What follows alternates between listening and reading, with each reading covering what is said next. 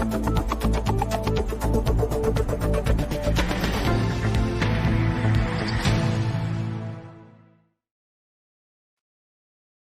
बहुत नज़रात में उसरार अहमद का साना। आपको एक मैंने कहानी सुनाई थी कुछ हफ्ते कबल, और वो थी एक जासूस की कहानी। वो जो जासूस जो था वो अमेरिकन था, और वो उसने जासूसी की थी इसराइल के लिए, और वो फिर पकड़ा गया और फिर उसको जेल में भेज दिया गया था। उस बंदे का नाम था जोनाथन पॉलर्ड।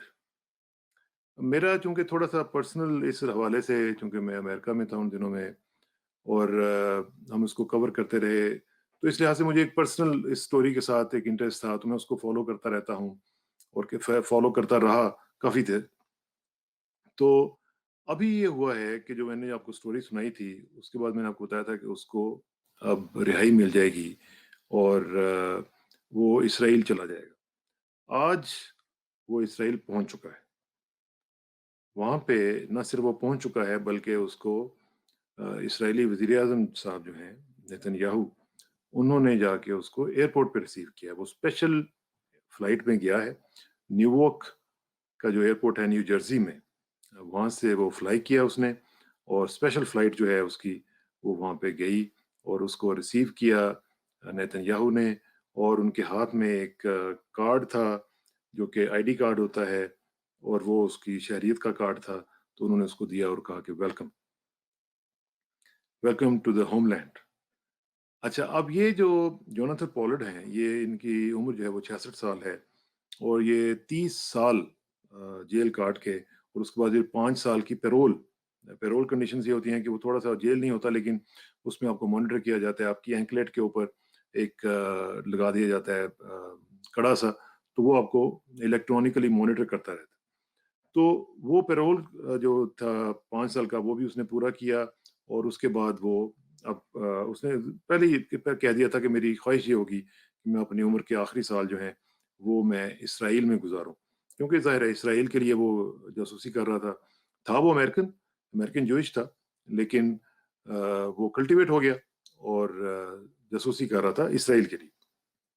तो जैसे मैंने पहले कहा कि वो नेतन्याहू ने उसको रिसीव किया बड़े ओपन आर्म्स में। उसने कहा कि हम we been waiting for you with open arms. तो उन्होंने जनाब उसको वहाँ पे किया बड़ा इस्तकबाल वगैरह, और जाहिर है कि उसकी बाकी चीज़ें चीज़ें जो हैं वो भी वेल टेकन केयर ऑफ होंगी इंशाल्लाह। और वो भी उनको हर चीज़ की सहूलत वगैरह वहाँ पे मिलेगी, क्योंकि उसने बड़ा काम किया था इसराइल के लिए। अब देखिए कि ये जो पॉलर्ड है, उसने स्पाई किया इनके लिए, और ये मानते नहीं थे। ये कहते थे जी कि वो कुछ रोग ऑफिशियल्स थे, उनके लिए वो उसने किया था, हमारी स्टेट ऑफ इज़राइल के लिए नहीं किया। लेकिन 1995 में ये मान गए, इन्होंने उसको सिटीजनशिप दी इसराइल वालों ने, और फिर उसको रिकॉग्नाइज किया एज एन ऑफिशियल एजेंट। यानी ये हमारा जासूस था, हमारा एजेंट था जो वहाँ पे काम कर रहा था। आपको याद होगा, ये मैंने पहले भी आपको बताया था कि 1985 में ये जो जोनाथन पॉलर्ड था, ये बहुत ज़्यादा वहाँ पे एक्टिव था, और उसने उसने वहाँ पे किया और जासूसी का सारा सिलसिला शुरू किया। लेकिन मैं आपको एक चीज़ सिर्फ बड़ी दर्दनाक किस्म की आपको बताता हूँ। वो ये है कि 1985 से लेकर यूनाइटेड स्टेट्स ने इसराइल को इतनी मदद दी है, यानी कम अज़ कम हर साल, ये मैं मिनिमम आपको बता रहा हूँ कि 3 से साढ़े 3 बिलियन डॉलर या 4 बिलियन डॉलर्स तो ये बाय लॉ अपने जो है ना ये मदद ले लेते हैं अमेरिका से। और ये आपको पता है कि इसराइल वाहिद लार्जेस्ट जो रिसिपिएंट है अमेरिकन एड का, वो सिर्फ इसराइल है। उसके बाद बाकी ममालिक आते होंगे, इजिप्ट वगैरह या दूसरे, लेकिन इसराइल सबसे हाई जो रिसिपिएंट है वो है। 1976 से 2004 तक आप देखिए कि अगर आप क्यूमुलेटिव रेसिपिएंट के तौर पर भी देखें इसको, तो 142 से ज्यादा बिलियन डॉलर्स, 142 अरब डॉलर्स, जिसमें इन्फ्लेशन एडजस्टेड ये रकम नहीं है। ये 142 से ज्यादा अरब डॉलर्स जो हैं, ये वहां से अमेरिका से ले चुके हैं। आप अंदाजा लगाइए कि कौन सा मुल्क है जिसको इतनी मदद देता हो अमेरिका, लेकिन वो लेते हैं। 74% जो इसकी जो इमदाद है, वो वापस, इनका देखिए सिस्टम क्या है कि वो अमेरिकी जो जो इनकी वेपन्स वगैरह हैं, وہ ان کو परचेज़ करने में लग जाते हैं इनके, और वो वापस अमेरिका को चले जाते हैं, और ये इस तरह ये रीसाइक्लिंग करते रहते हैं। $3.8 बिलियन जो हैं, ये तो 2019 में भी इनको मिले थे, फॉरेन मिलिट्री एड में। फिर इसके अलावा देखिए कि जो बेनिफिट्स हैं इनको, वो क्या-क्या मिलते हैं। 8 अरब डॉलर से ज़्यादा की लोन गारंटीज़ ये साल में ले लेते हैं।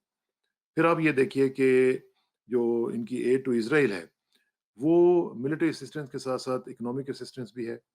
पहले बहुत ज़्यादा इकोनॉमिक असिस्टेंस नहीं थी, लेकिन मिलिट्री असिस्टेंस होती थी। फिर इकोनॉमिक असिस्टेंस भी इससे ज़्यादा से ज़्यादा शुरू हो गई। तो एक सिलसिला है जो कि रुकने को हम देख ही नहीं रहे। अब जो बाकी कंट्रीज़ हैं, उनको तो इस तरह के अवेलेबल नहीं है बेनिफिट्स। और दूसरी तरफ आप ये देखिए, ना सिर्फ फाइनेंशियल और मिलिट्री एड, बल्कि पॉलिटिकल सपोर्ट।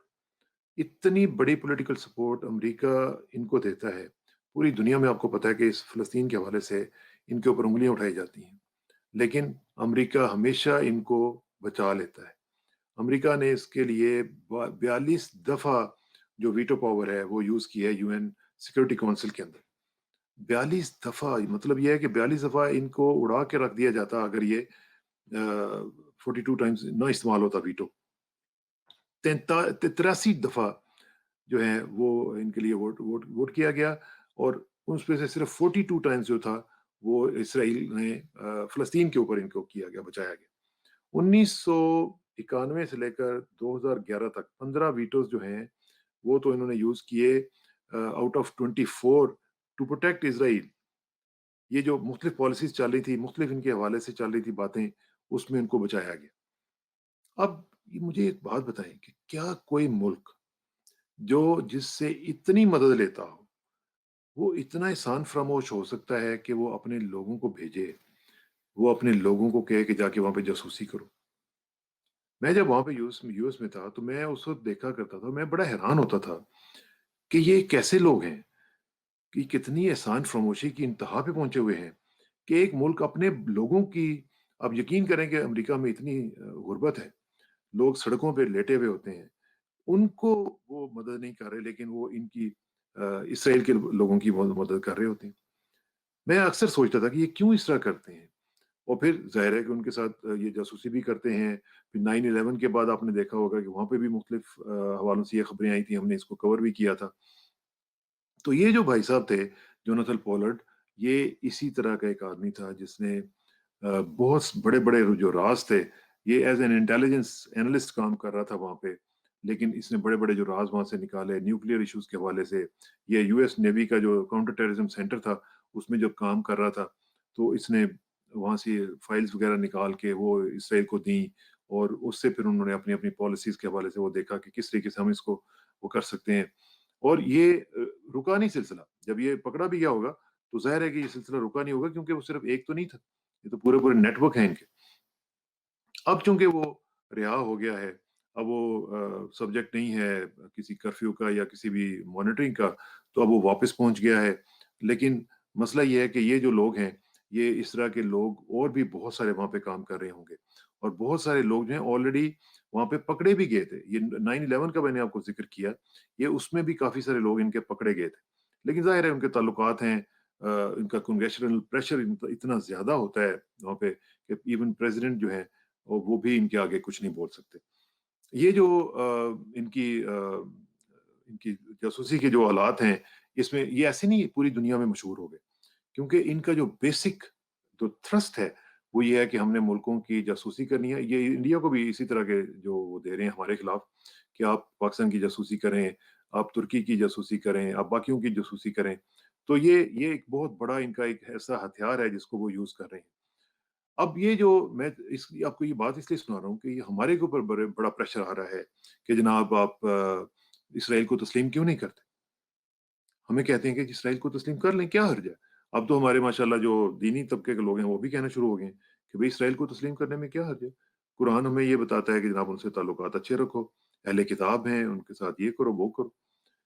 अब मसला ये है कि अमेरिका से यानी ट्रिलियंस ऑफ डॉलर्स की इमदाद लेके वो फिर भी बाज नहीं आ रहे उनकी जासूसियाँ करने से। तो अगर आपके साथ उनके ताल्लुकात ठीक होते हैं, तो मुझे ये बताइए कि आप क्या करेंगे? آپ کے پاس کوئی ڈیفense میکینزم ہے؟ آپ کے پاس تو کچھ بھی نہیں ہے۔ آپ کو تو وہ اڑا کے رکھ دیں گے، آپ کے پاس تو ان کی جو ٹیکنالوجیز ہیں ان کو کاؤنٹر کرنے کا ہی کچھ نہیں ہے سلسلہ۔ یہ نہیں میں کہہ رہا کہ ابھی بھی مجھے یقین ہے کہ ابھی بھی ان کے لوگ یو ایس ایمبیسی میں وہاں پہ بیٹھے ہوئے ہیں، مختلف جگہوں پہ دیگر جگہوں پہ بھی ان کے نام ان کے لوگ بیٹھے ہوئے ہوں گے، لیکن کم از کم کسی پردے کے پیچھے کام کر رہے ہوں گے۔ لیکن جب ان کو وہ پردہ بھی ہٹ گیا اور سب کچھ ہٹ گیا، تو پھر آپ کیا سمجھتے ہیں کہ پاکستان کی جو ڈیفenس اسٹیبلشمنٹ ہے اور پاکستان کا جو سیکورٹی اپریٹس ہے، اس کی کیا صورتحال بنے گی اگر وہ یہاں پہ آ گئے اور انہوں نے انفلٹریٹ کیا اور جاسوسی کے حوالے سے جو ان کا ایک پورا نیٹ ورک ہے وہ اگر انہوں نے یہاں پہ انسٹال کر دیا، تو پھر آپ کا کیا بنے گا اور آپ کس طریقے سے اس کو کاؤنٹر کریں گے؟ احسان فراموشی کی انتہا کے اوپر پہنچے ہوئے لوگوں سے بچنا جو ہے وہ ہمارا بہت بڑا ایک فرض ہے، اور ہمیں یہ چاہیے کہ ہم اپنے ملک میں بھی اس طرح کی سچویشن جو ہے وہ پیدا کریں کہ لوگوں کو پتہ چلے کہ یہ ان کا کیریکٹر کیا ہے، ان کا بیک گراؤنڈ کیا ہے، ان کا ماضی کیا ہے، اور یہ ہمیں کرتے رہنا چاہیے۔ یہ نہیں ہے کہ ابھی ایک دفعہ بات کر دی اور مجھے بھی اور میرے جیسے جو باقی دوست ہیں ان کو بھی یہ چاہیے کہ ان کو کاؤنٹر کریں اور ان کے جو ڈیزائنز ہیں ان کو فائل کرنے کے لیے اپنا رول پلے کریں۔ اللہ تعالیٰ پاکستان کی حفاظت کرے۔ بہت بہت شکریہ۔